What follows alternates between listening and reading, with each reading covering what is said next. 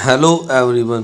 तो आइए प्यारे बच्चों, आज हम शुरू करते हैं कक्षा 7 का गणित का अध्याय नंबर 12 बीजीय व्यंजक। तो प्यारे बच्चों, आपको बता दें, जो नया सिलेबस है, नई बुक है जो आपकी, उसमें यह लेसन नंबर बीजीय व्यंजक 10 है। तो आइए शुरू करते हैं। सबसे पहले हमें यहाँ पर पहला प्रश्न सम दिया हुआ है, दिए गए कथनों को बीजीय व्यंजकों के रूप में लिखो। तो पहले हमने इनको बीजीय व्यंजकों के रूप में लिखना है। बीजीय व्यंजक प्यारे बच्चों वो होते हैं जिनमें संख्या के साथ, अंकों के साथ कोई X Y Z A B C जो अंक लग जाते हैं, पद लग जाते हैं, तो वो बीजीय व्यंजक बन जाते हैं। जैसे किसी संख्या का 3 गुना तो 3x हो गया यानी चर के साथ अचर संख्या जब लग जाती है तो वह बीजीय व्यंजक बन जाता है। किसी संख्या के 5 गुने से 10 अधिक, तो हमने संख्या मान लीजिए x है, तो इसका 5 गुना करेंगे तो 5 के साथ गुना प्लस 10 अधिक, तो ये हमारे पास 5x प्लस 10 आ जाएगा। इसी तरह किसी संख्या के 4 गुने का मतलब 4 गुना x, 4x में 4 कम तो 4 माइनस कर देना है। इसी तरह किसी संख्या के 7 गुने, यानी संख्या हमने 7x माननी है, तो 7 गुने में से ये 3 अधिक, तो 3 हमने जोड़ देना है, 7x आ जाएगा, ये प्लस में 3।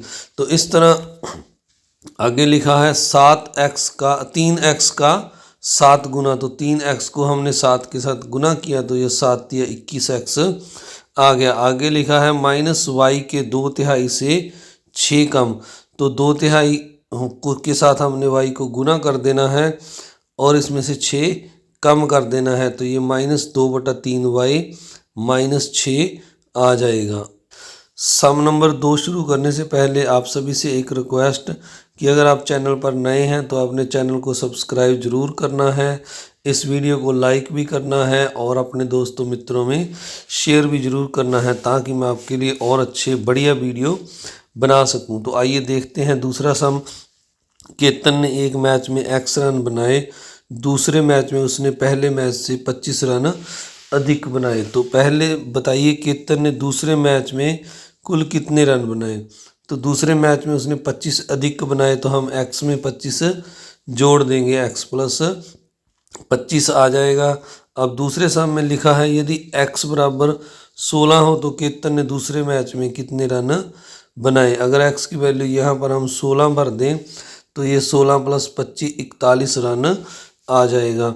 यदि केतन ने दूसरे मैच में 25 रन कम बनाए तो दूसरे मैच के रनों की संख्या को व्यंजक के रूप में लिखो। तो हम अगर कम बनाए हैं तो हम x में से 25 को माइनस कर देंगे दूसरे मैच के लिए, तो ये x माइनस 25 आ जाएगा। अब नेक्स्ट तीसरा सम है। तीसरे सम में हमें यहाँ पर 2 सारनियाँ दी गई हैं और यहाँ लिखा हुआ है नीचे दी गई तालिकाओं को समझो और पूरा करो।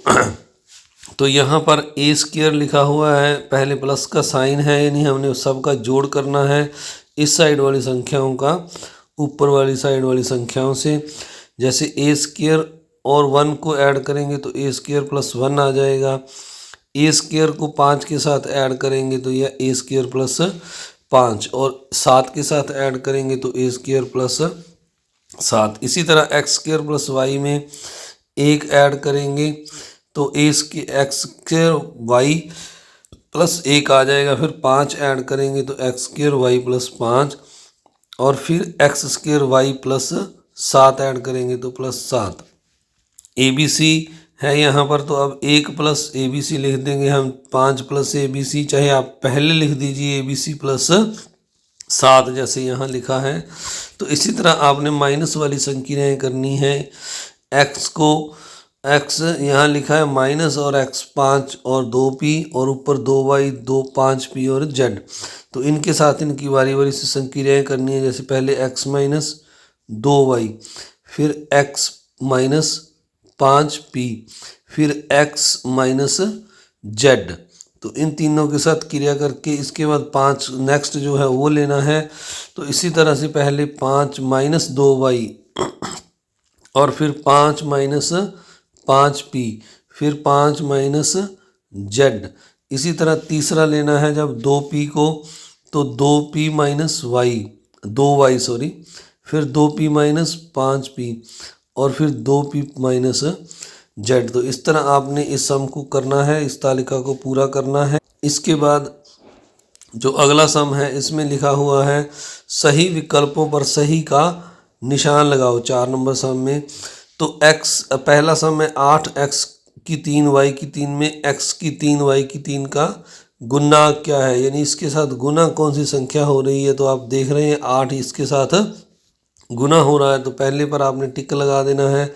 फिर अगले में -2p की 2q में q का गुणांक दूसरे सम में, तो q को छोड़कर जो शेष संख्या है हमने वो लिख देनी है -2p की 2, ये इसके साथ q के साथ गुना हो रही है। इसी तरह अगले सम में 6m की 2n में m की 2 का गुणांक क्या है, तो m की 2 को छोड़कर हमने जो शेष संख्या है वो लिख देनी है 6 और n, तो ये a ऑप्शन आ जाएगा। सेम d है, चाहे आप d पर टिक लगा दीजिए। तो इसके बाद अगला 4 नंबर सम ऑप्शन है। 4 नंबर सम में 1/3 a की 2 में a की 2 का गुणांक, तो a की 2 को छोड़कर जो शेष है -1/3, ये इसका गुणांक होगा।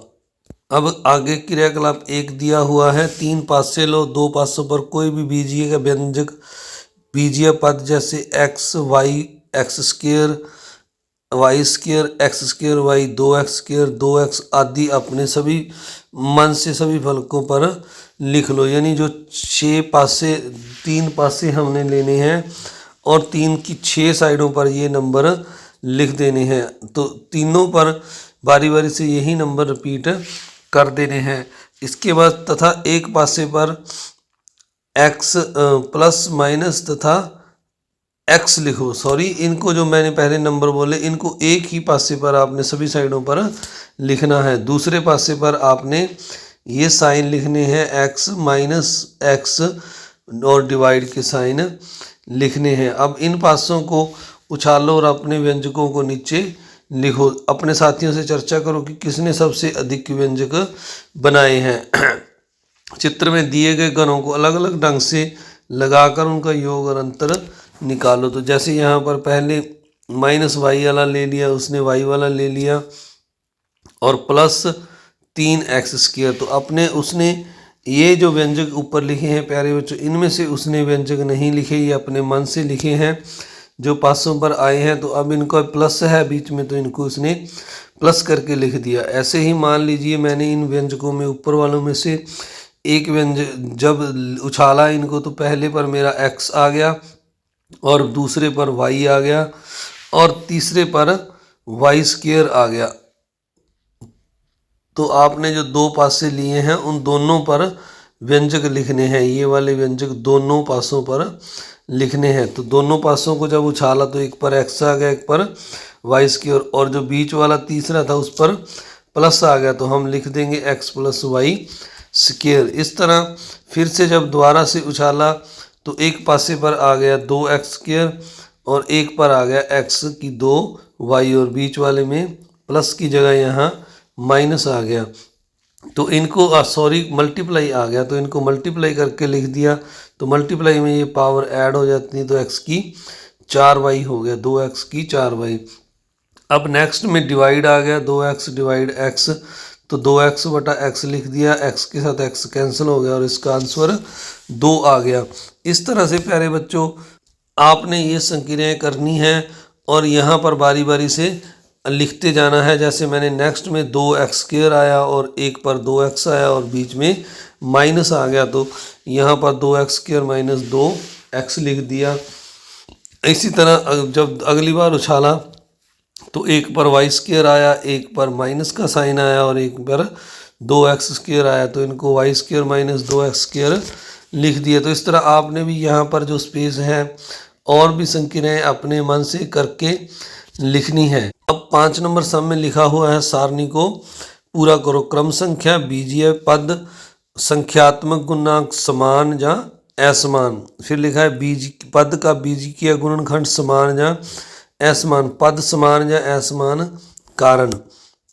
तो अगर हम पहला पद अगर देखें प्यारे बच्चों, तो यहाँ पर 8x और 8y है।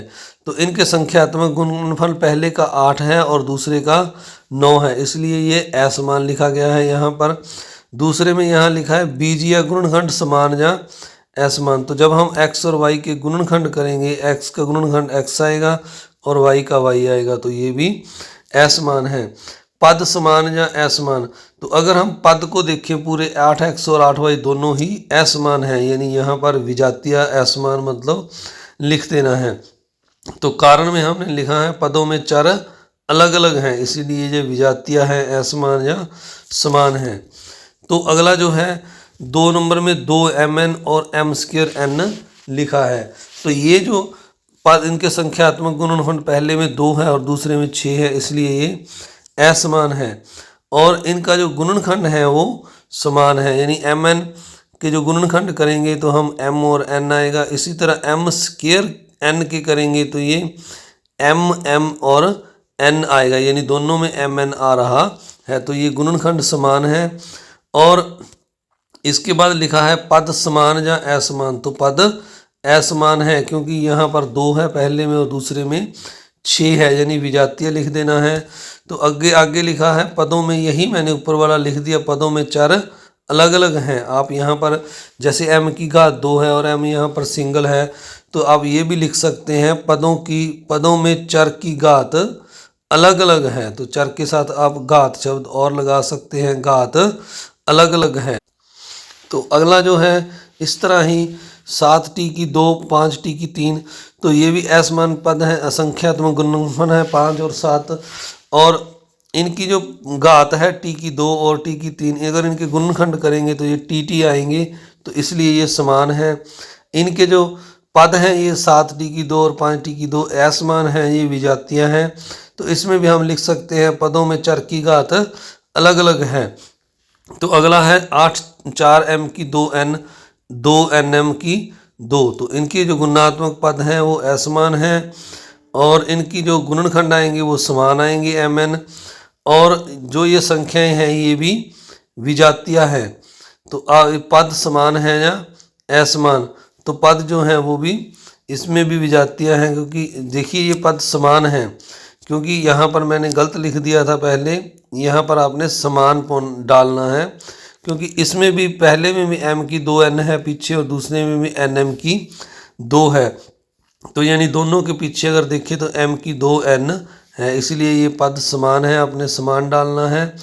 और अगले में आपने डालना है जो पद हैं उनमें जो, तो पद आपके क्यों समान है, क्योंकि इनकी घात सेम है। तो यहाँ पर हम लिखेंगे पदों में चर की घात समान है, बराबर है, यहाँ अलग अलग नहीं लिखना है, यहाँ लिखना है पदों में चर की घात समान है।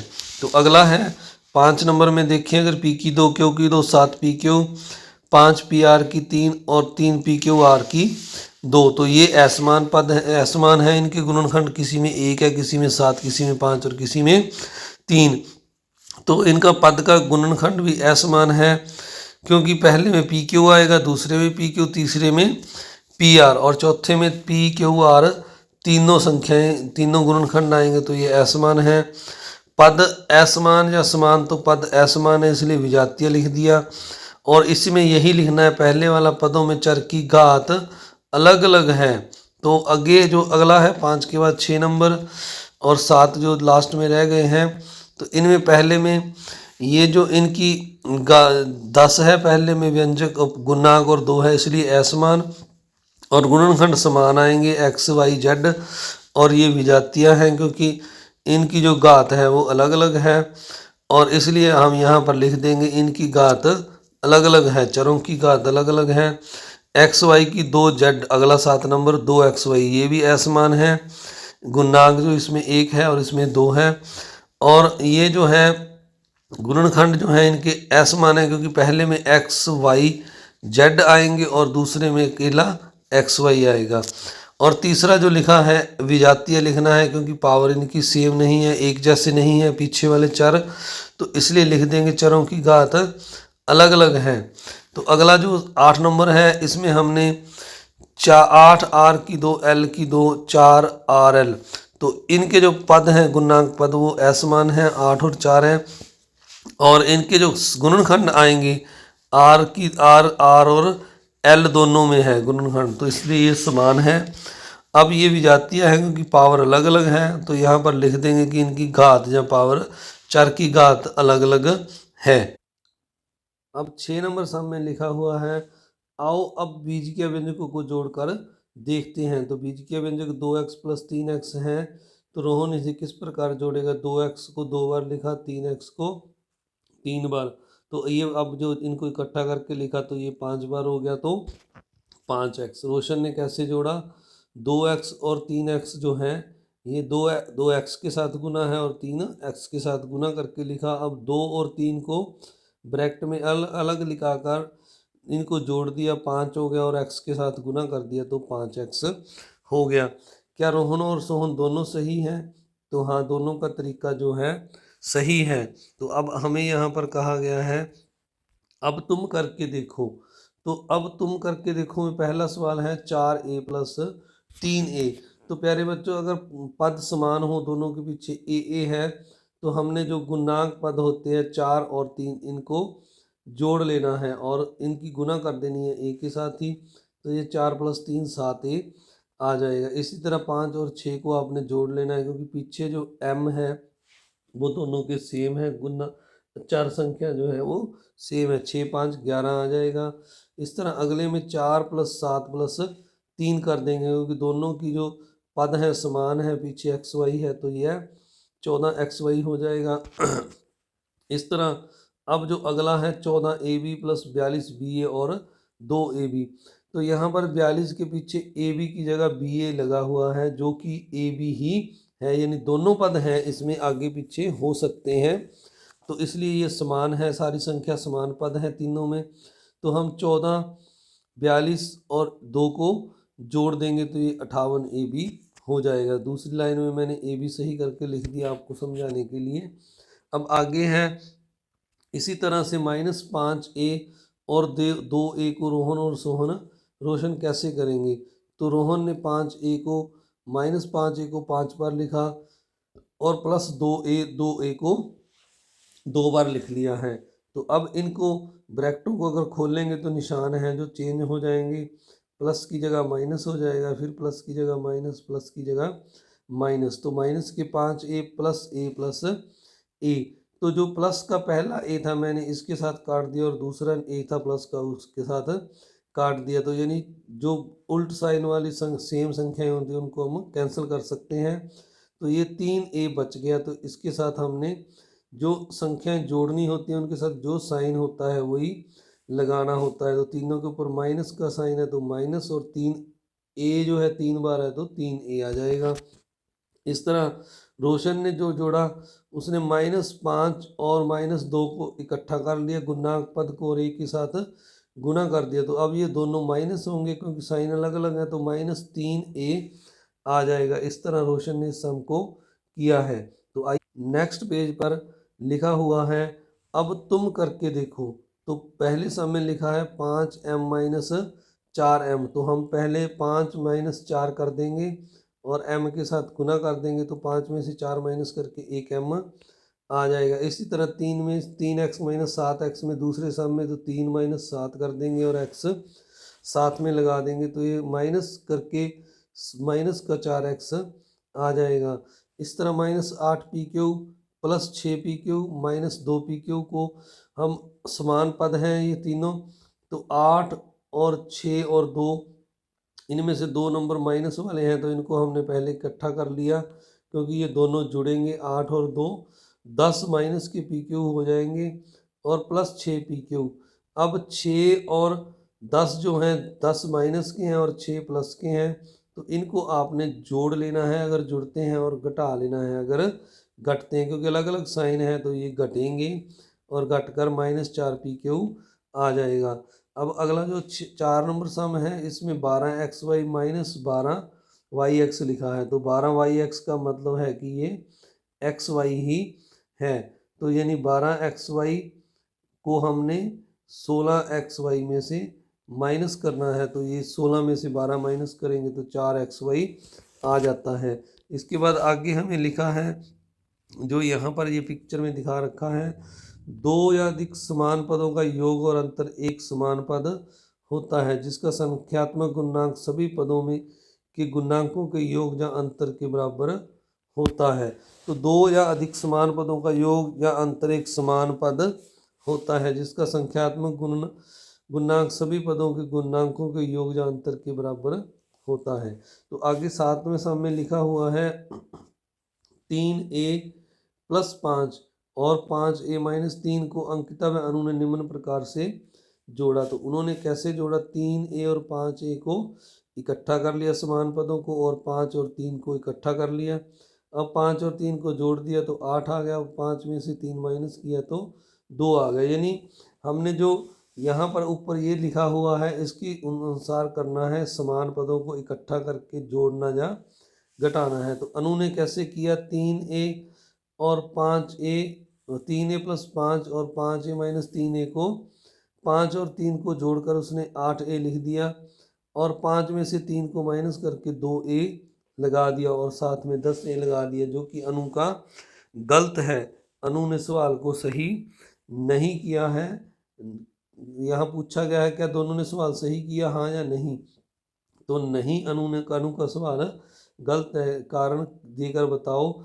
तो अनु ने 2 के साथ a नहीं लगेगा, अनु का ये जो 2 है इसके साथ a नहीं लगेगा, इसलिए ये गलत है। तो अब आगे हमें लिखा हुआ है, बीजीय व्यंजकों को जोड़ते हैं तो समान पदों को जोड़ा जाता है और असमान पदों को वैसे ही छोड़ दिया जाता है। जैसे जो समान पद होते हैं, जैसे यहाँ पर 3a और 5a था, हमने जोड़ दिया, और 5 और 3 समान पद थे, जोड़ दिया, और इनके साथ अगर कोई मान लीजिए कोई और संख्या आ जाती, जैसे यहाँ पर कुछ और लिखा होता 7 में 7y, तो इसको हम यहाँ पर ऐसे ही लिख देते, यानी ऐसे ही छोड़ देते। तो आपने इन समों को करते हुए इसका ध्यान रखना है। तो इसके बाद जो 7 के बाद 8 नंबर सम है वो इस वीडियो के पार्ट 2 में करेंगे। ये वीडियो का पार्ट 1 है। आप सभी का इस वीडियो को देखने के लिए बहुत बहुत धन्यवाद।